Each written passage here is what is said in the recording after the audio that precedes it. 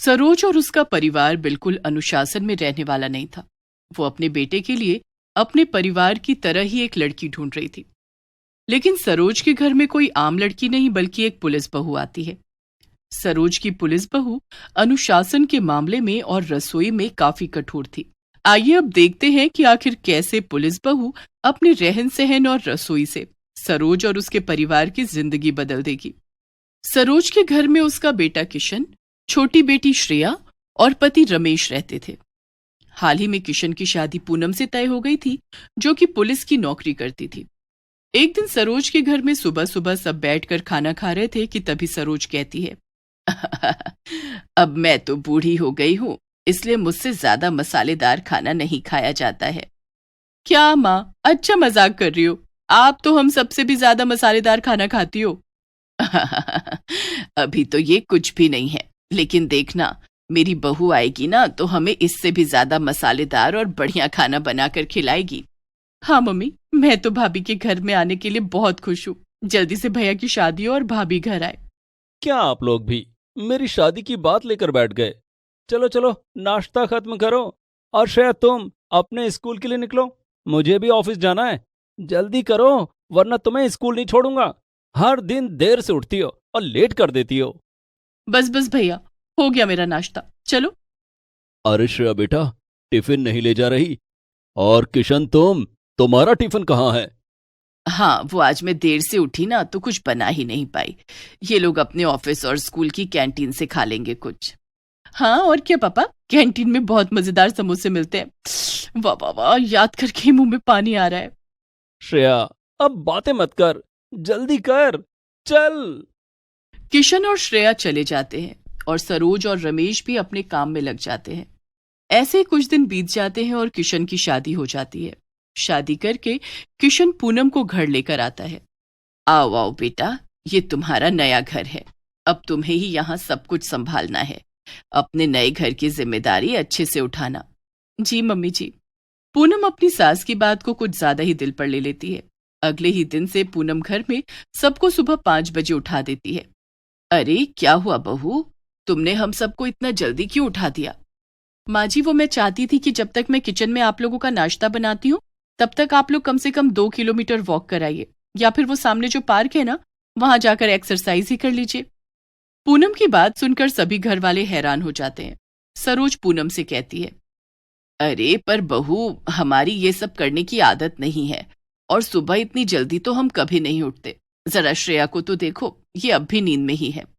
पापा, मैं ये सब आप लोगों के भले के लिए ही कर रही हूँ, और आप लोग जल्दी से चाहिए, मुझे बहुत काम करना है और अपनी ड्यूटी पर भी टाइम से जाना है, तो आप लोग देर मत करिए। पूनम का ससुराल में पहला दिन था और उसे कोई उदास नहीं करना चाहता था, इसीलिए सभी लोग पूनम की बात मान लेते हैं और वॉक करने चले जाते हैं। ये सब क्या नाटक है मम्मी? ये सुबह सुबह क्या करना पड़ रहा है? हाँ मम्मी, मुझे बहुत नींद आ रही है। अरे ठीक है ना, नई बहू को पहले ही दिन दुखी करोगे क्या तुम लोग? अरे जो वो कह रही है मान लो, 1-2 दिन में उसका ये जोश खुद ही ठंडा हो जाएगा। वो पुलिस वाली है ना, इसीलिए ऐसी है। चिंता मत करो, सब ठीक हो जाएगा। अभी भागो मेरे साथ। जब सब लौट कर आते हैं और नाश्ता करने बैठते हैं तो सब हैरान रह जाते हैं। अरे ये सब क्या है बहू? हाँ पूनम, मुझे तो लगा था कि तुम हमसे सुबह सुबह इतनी मेहनत करवा रही हो तो जरूर हमें बहुत बढ़िया नाश्ता खिलाओगी, कुछ मसालेदार।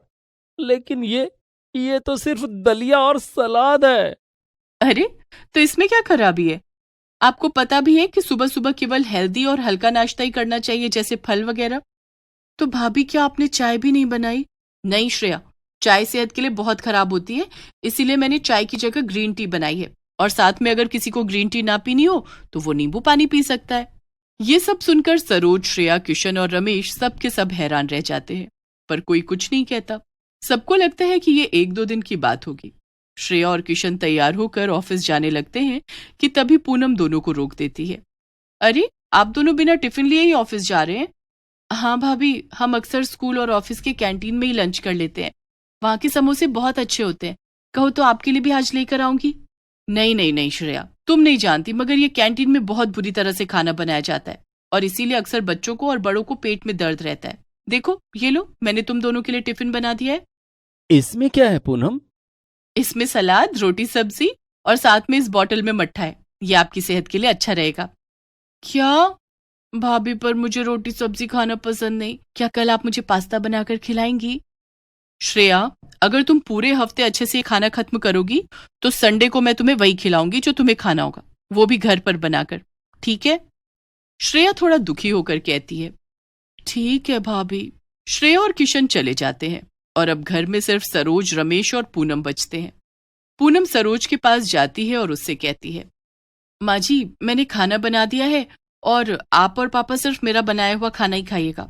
और पापा के लिए मैंने कम चीनी और नमक वाला खाना अलग बनाकर रखा है और शाम को भी मैं जल्दी आकर खाना बना दूंगी।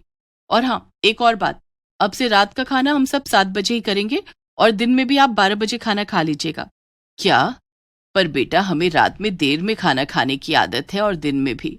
नहीं नहीं माँ जी, अब से आप सबको मेरी बात सुननी ही पड़ेगी। हमें पुलिस की ट्रेनिंग के दौरान सिखाया जाता है कि हेल्दी रहने के लिए कितने समय खाना खाना चाहिए, और आप सबको भी अब वही फॉलो करना पड़ेगा। पूनम इतना कहकर अपनी ड्यूटी के लिए चली जाती है। उधर सरोज और बाकी घर वालों को लग रहा था कि ये सिर्फ 1-2 दिन की बात है, लेकिन पूनम सबको ही रोज सुबह उठा देती है और एक ही समय पर सबको खाना देती। यही नहीं, पूनम बिना मिर्च मसाले वाला खाना बनाती थी और तेल भी बहुत कम इस्तेमाल करती थी। रविवार का दिन था और सभी सो रहे थे, लेकिन फिर से पूनम सबको जल्दी उठा देती है। इस बात पर किशन और घर में बाकी सबको गुस्सा आ जाता है। अरे पूनम, आज तो संडे है, आज तो हमें देर तक सोने देती। मैं हर रोज ऑफिस में इतनी मेहनत करता हूँ और तुम मुझे ना तो चैन से खाने देती हो और ना ही सोने देती हो। हर चीज में रोक टोक। ये सब आप क्या कह रहे हैं? मैं तो ये सब आप लोगों के भले के लिए करती हूँ। बहू, किशन एकदम ठीक कह रहा है। ऐसा लगता है कि हम घर में नहीं बल्कि हॉस्टल में रह रहे हैं जिसे तुम चलाती हो। हमने तो सोचा था कि ऐसी बहू लेकर आएंगे जो हमें खुश रखेगी, पर तुमने तो परेशान कर रखा है। हाँ भाभी, अब तो स्कूल में भी सब मेरा मजाक उड़ाते हैं कि मैं रोटी सब्जी लेकर आती हूँ और मैं कैंटीन में भी कुछ नहीं खा सकती। ये सब सुनकर पूनम को बहुत बुरा लगता है, लेकिन वो हार नहीं मानती।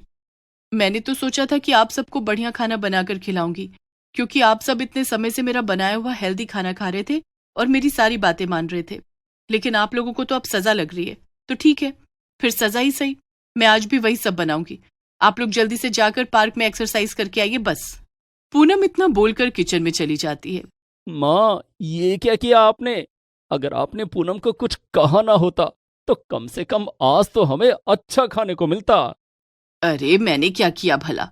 तुम सभी उसे बोल रहे थे, मैंने तो तुम लोगों का साथ ही दिया। अब क्या होगा मम्मी, फिर से वही कसरत और बेस्वाद खाना। हद है। सब लोग मजबूर होकर पूनम का कहना मान लेते हैं।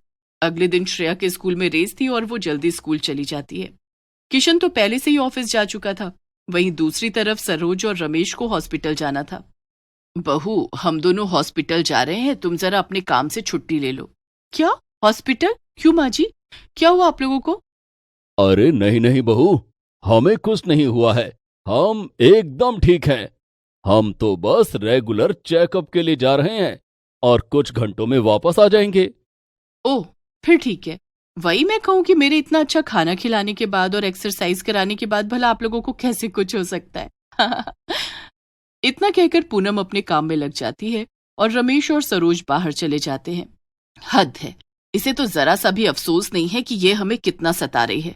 ऊपर से इसे अपनी हरकतों पर नाज है। छोड़ो भी सरोज, चलो हॉस्पिटल चलते हैं और वहां से निकलकर मैं तुम्हें चाट खिलाऊंगा, ठीक है? चाट का नाम सुनकर सरोज खुश हो जाती है और दोनों हॉस्पिटल चले जाते हैं।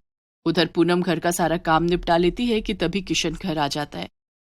अरे किशन, आज तुम जल्दी घर कैसे आ गए? हाँ पूनम, मैं जल्दी घर आया क्योंकि मुझे तुम्हें और बाकी सबको ये दिखाना था। किशन के हाथ में एक ट्रॉफी थी। अरे वाह, ये किस लिए? ये मुझे मिली है पूनम, और वो भी सिर्फ तुम्हारी वजह से पूनम। पूनम किशन की बात सुनकर सोच में पड़ जाती है। तभी पीछे से श्रेया, सरोज और रमेश भी आ जाते हैं। अरे वाह भैया, आपको भी ट्रॉफी मिली और मुझे भी मिली। वाह वाह, घर में 2-2 ट्रॉफी। अब बताओ भी कि आप लोगों ने ये कैसे जीती? तुम्हारी वजह से पूनम। हाँ भाभी, मुझे भी ये ट्रॉफी आपकी वजह से मिली है। मगर कैसे? मैंने एक भी दिन ऑफिस की छुट्टी नहीं की क्योंकि मैं एक भी दिन बीमार नहीं पड़ा, और इसीलिए मुझे एम्प्लॉय ऑफ द मंथ का अवार्ड मिला है। और मैं आज रेस में जीत गई। मैं फर्स्ट आई, इसीलिए मुझे ये ट्रॉफी मिली। ये सब आपकी वजह से हुआ है भाभी। आपने मुझे इतने दिन इतना हेल्दी खाना खिलाया और इतनी कसरत कराई, इसीलिए मैं आज रेस में जीत पाई। अरे वाह, ये तो बहुत ही खुशी की बात है। लेकिन इसमें मैंने ज्यादा कुछ नहीं किया। आप लोगों ने खुद मेहनत की और इसीलिए आपको सफलता मिली। मैंने तो बस आपका साथ दिया। नहीं बहू, ये सब कुछ तुम्हारी वजह से हो पाया है।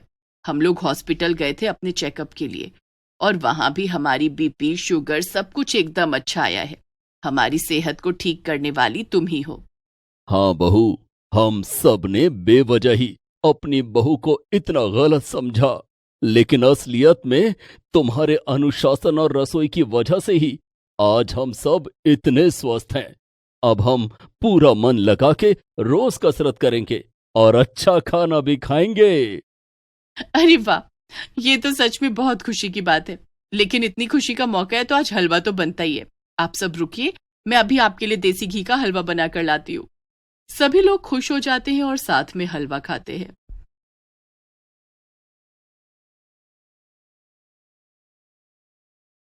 कुंदन और केशवी बेहद गरीब थे।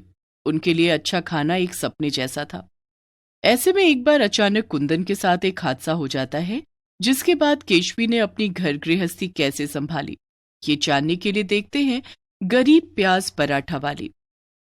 कुंदन सब्जी मंडी में सफाई का काम करता था और केशवी लोगों के घरों में खाना बनाती थी। कुंदन को उसके काम के लिए 2,000 रुपए और केशवी को 3,000 रुपए मिलते थे। ऐसे में दोनों की जिंदगी बड़ी मुश्किलों में बीत रही थी। सब्जियां खरीदने के लिए उनके पास पैसे नहीं होते थे। सब्जी मंडी में सब्जी विक्रेता जो सड़ी गली सब्जियां फेंक देते, कुंदन उन्हें घर ले आता था, जिसमें से छांट कर केशवी उनकी सब्जियां बना लेती थी। एक दिन केशवी अपनी मालकिन के घर में खाना बना रही थी। मालकिन, आज घर में कोई हरी सब्जी नहीं है, सिर्फ प्याज है। खाने में क्या बनाऊं? केशवी, मैं आज शाम सब्जियां लेने बाजार जाऊंगी, तू ऐसा कर प्याज के पराठे बना दे। ठीक है मालकिन। केशवी ने उस दिन प्याज के पराठे बनाए, जिसे मालकिन ने खाया और मालिक उसे लंच में ऑफिस ले गए। उस दिन मालकिन ने केशवी से कहा, केशवी, तुमने आज प्याज के पराठे बहुत टेस्टी बनाए हैं। तेरे मालिक के ऑफिस में तेरे बनाए प्याज के पराठों की लूट मच गई। उनके दोस्तों ने कल प्याज के पराठों की डिमांड की है। ठीक है मालकिन, मैं कल ढेर सारे प्याज के पराठे बना दूंगी, साथ में धनिया पुदीना की चटनी भी बना दूंगी। दूसरे दिन केशवी अपनी मालकिन के घर में ढेर सारे प्याज के पराठे बनाती है। उसने साथ में धनिया और पुदीने की हरी चटनी भी बनाई। वो लंच में पैक करके मालिक को देती है। मालकिन, अगर आप बुरा ना मानो तो कुछ पराठे मैं घर के लिए रख लूं? हाँ हाँ केशवी, रख ले, आखिर ये तेरी तो मेहनत है। केशवी 2 पराठे बांधकर घर ले आती है। रात में वो वही पराठे कुंदन को खाने के लिए देती है, जिसे खाकर कुंदन कहता है, इतने स्वादिष्ट प्याज के पराठे किसने बनाए? मैंने बनाए हैं। आज मालिक के दोस्तों ने मेरे हाथों के बने प्याज के पराठे मंगवाए थे। केशवी, तुम्हारे हाथों में जो हुनर है, इसके लिए तुम्हें ज्यादा पैसे मिलने चाहिए। तुम अपनी मालकिन से तनख्वाह बढ़ाने के लिए क्यों नहीं कहती? वैसे भी 5,000 रुपए में हमारा गुजारा कितनी मुश्किल से होता है, तुम तो जानती हो। आप ठीक कह रहे हैं, मैं कल ही मालकिन से तनख्वाह बढ़ाने के लिए कहूंगी। दूसरे दिन केशवी जब काम पर जाती है तो अपनी मालकिन से तनख्वाह बढ़ाने की बात करती है। देखो केशवी, तुम्हारे काम के हिसाब से 3,000 रुपए काफी हैं। मैंने सभी घरों में पता किया है, वे सभी खाना बनाने वाली को 3,000 रुपए देते हैं। लेकिन मालकिन, आप तो जानती हैं कि मेरे पति सब्जी मंडी में मामूली सफाई कर्मी हैं। उनकी तनख्वाह बहुत कम है। इतने कम पैसों में हमारा गुजारा बहुत मुश्किलों से चलता है। चाहे कुछ भी हो केशवी, मैं तुम्हारी तनख्वाह नहीं बढ़ाऊंगी। अगर तुम्हें तुम्हारी तनख्वाह कम लगती है तो तुम काम छोड़ सकती हो। नहीं मालकिन, मैं काम नहीं छोड़ूंगी। आप चाहे तनख्वाह न बढ़ाएं, लेकिन काम छोड़ने के लिए मत बोलिए। मालकिन की धमकी से केशवी डर गई थी। उसने मन ही मन सोचा कि काम छूट गया तो ये 3,000 रुपए भी नहीं मिलेंगे, फिर अगला काम न जाने कब मिले। केशवी दुखी मन से घर की ओर जाने लगती है। उस दिन काफी तेज बारिश हो रही थी। लगता है मेरे दुख पर आसमान भी आंसू बहा रहा है। उफ, इतनी तेज बारिश! सब्जी मंडी में कीचड़ हो गई होगी, न जाने वो घर कैसे आएंगे। ये सोचते हुए केशवी घर पहुंचती है। तभी वो देखती है कि कुंदन के कुछ दोस्त उसे कंधे पर लाद कर घर ला रहे हैं। ये देखकर केशवी के होश उड़ जाते हैं। क्या हुआ इन्हें? बारिश होने के कारण सब्जी मंडी में कीचड़ हो गया था, जिसमें कुंदन का पैर फिसल गया और इसका एक पैर फ्रैक्चर हो गया। हमने इलाज करवा दिया है। डॉक्टर ने 1 महीना आराम करने के लिए कहा है। हे भगवान, तू हम गरीबों के पीछे क्यों पड़ा है? इंदर भैया, इन्हें बिस्तर पर बिठा दो। कुंदन के दोस्त उसे बिस्तर पर बिठाकर चले जाते हैं।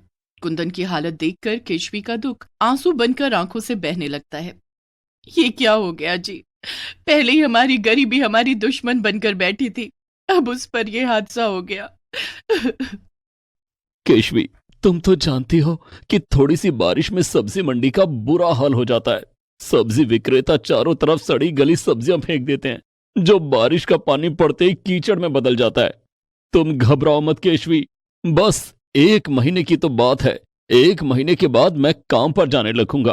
तुमने अपनी मालकिन से तनख्वाह बढ़ाने की बात की थी, उन्होंने मना कर दिया। कोई बात नहीं, ये मुसीबत भी हम हंसते हंसते सह लेंगे। ऊपर वाला कुछ उपाय जरूर करेगा। लेकिन आपको इस हालत में अकेला छोड़कर मैं काम पर कैसे जाऊंगी? आपको एक सहारे की जरूरत होगी। तुम मेरी चिंता मत करो केशवी, मैं घर पर अकेला रह लूंगा। तुम काम पर जरूर जाना। लेकिन दूसरे दिन कुंदन को नहलाने धुलाने में केशवी को लेट हो जाता है और वो काम पर देर से पहुंचती है। मैंने तनख्वाह बढ़ाने से मना कर दिया तो तू नखरे दिखा रही है। तू पूरा 1 घंटा लेट आई है। तेरे साहब को बिना खाए ऑफिस जाना पड़ा। माफ कर दीजिए मालकिन, मेरे पति। मालकिन ने केशवी को बीच में ही टोकते हुए कहा, सफाई देने की जरूरत नहीं है, मैंने दूसरी काम वाली रख ली है, तुम जा सकती हो। ऐसा मत कीजिए मालकिन, आप मेरी पूरी बात तो सुनिए। मुझे कुछ नहीं सुनना, कहा ना तुम जा सकती हो।